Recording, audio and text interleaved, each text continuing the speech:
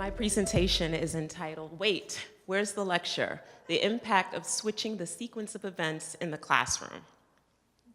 So, a particular quote from one of the readings over the course of being engaged in the SET program really inspired me to implement this particular strategy. And the quote is, "To be a true learning community, all members must exchange information, ideas, and opinions. If you do not take steps to ensure all students participate, only a few students will speak up while the majority remain quiet, perhaps listening attentively, but just as probably off in their own worlds daydreaming." And that's from Student Engagement Techniques, a handbook for college faculty by Barkley.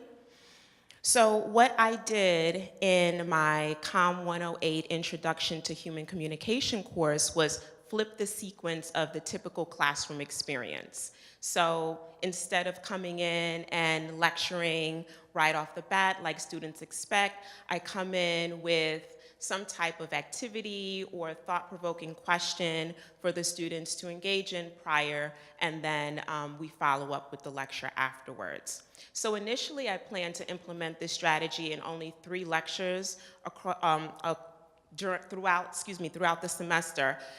What communication is, culture and communication, and relationships and communication. Instead, I did it in almost all of my class meetings where this was applicable. Some of the class meetings are dedicated to public speaking, speeches, and things of that nature, so obviously I wasn't able to implement it on those days. So I started the classes off with a discussion, question, challenge, or activity before I lectured in the hopes that this would prime students' minds for instruction.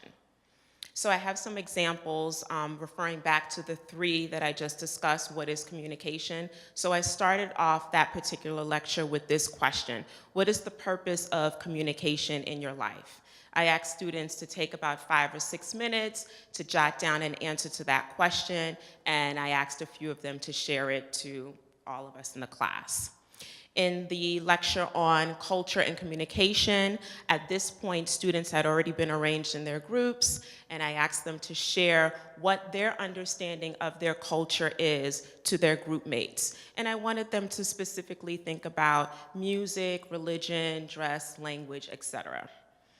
And then in the lecture on relationships and communication, I gave my students a love language test prior to our discussion about relationships. And they were able, first we were able to talk about what is a love language, and then they were able to determine what their love language is, and many of them got excited enough to even want an extra copy for their significant others so that they can discuss their love languages and how they can kind of bridge the gap if the 2 of them have different love languages.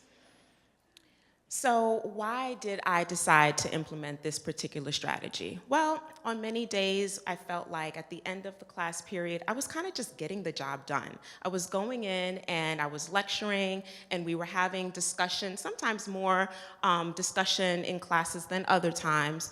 And then, you know, I hoped that they got something out of this. That was how I was leaving the class. And I didn't feel like my students were as vested in the information as I wanted them to be. I find this particular discipline to be so interesting and intriguing, and one of the things I tell my students at the beginning of the semester is that regardless of who you are, where you come from, or what you're planning to do with your lives, something we talk about in this class is going to impact you in some way. I hope that you'll be able to connect with something that we talk about over the course of this semester. So I wanted to make that clearer to them with the hopes that, they would go off and make these connections on their own after we met in class. So why do I think, or how do I think that this strategy will foster student success? Well, if we put ourselves in our students' shoes, they're hearing upwards of 12 or more lectures a semester. How can we expect them to be excited about every single lecture that they attend? We can't put that type of pressure on them. Are we excited every time we step into the classroom? I mean, I'm not all the time.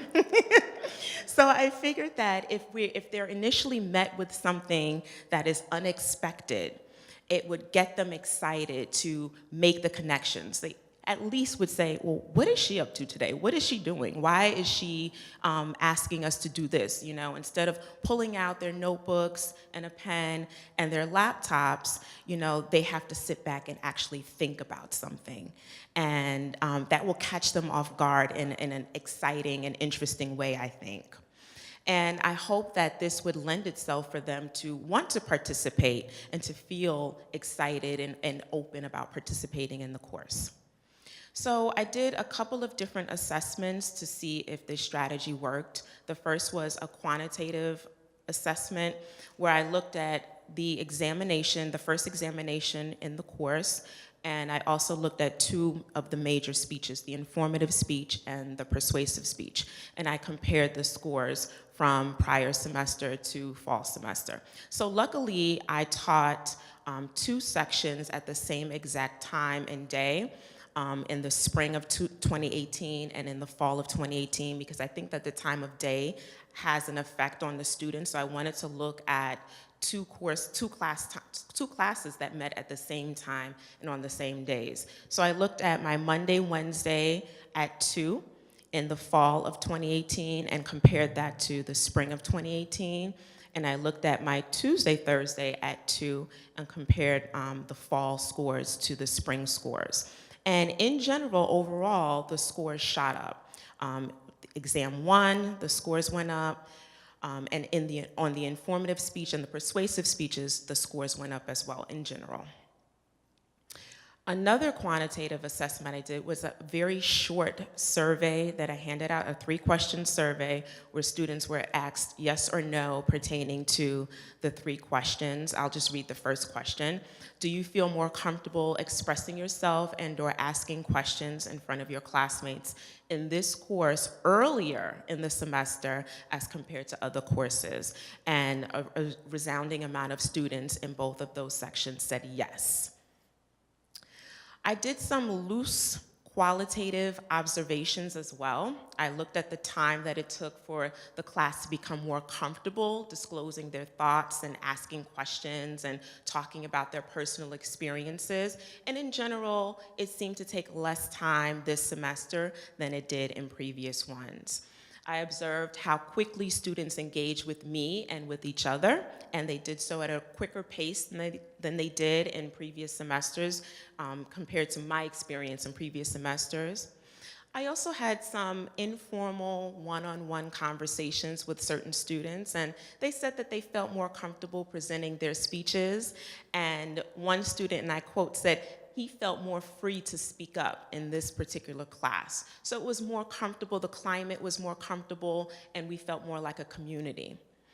Not only did discussion before the lecture increase students' comfort speaking up, but engagement with the material was up as well. I felt that students appeared to be much more interested in the material, and I gauged this based upon how long some of our discussions lasted.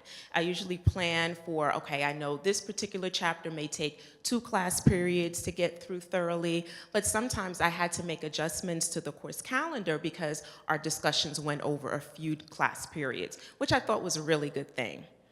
But one thing that I will admit was something else that I did differently this semester that I felt impacted the culture of the classroom is that I implemented the use of name tents. And I actually got this idea from my colleague John, and we started using name tents from the first day of class, and it helped me and the students learn each other's names at a much faster pace. And as we all know, there's power in calling people by their names. And so I felt that that made the culture more relaxed and more comfortable as well, which enabled students to want to speak up at a faster pace. So some final thoughts. I think that active student participation is something that all of us have a concern about, and it's on the decline in all colleges and universities. I, as an instructor, want to put the responsibility on myself to create an environment and to continue to create an environment where our students feel encouraged to speak up and to feel comfortable doing so. Moving forward, I want to assess the strategy that I'm using and try to implement other strategies across the board. I want to check in during the midterm time and give my own informal survey to find out how students are feeling about some of the strategies that I'm using, and just to get a general sense of whether or not they feel comfortable with some of the things that we're doing in the class. And one thing I've started doing that I will continue to do is to take just informal notes for myself to see what's working and what's not working, so that I know that, I can continue doing this, or I failed here and need to reassess what I'm doing. Thank you so much for listening.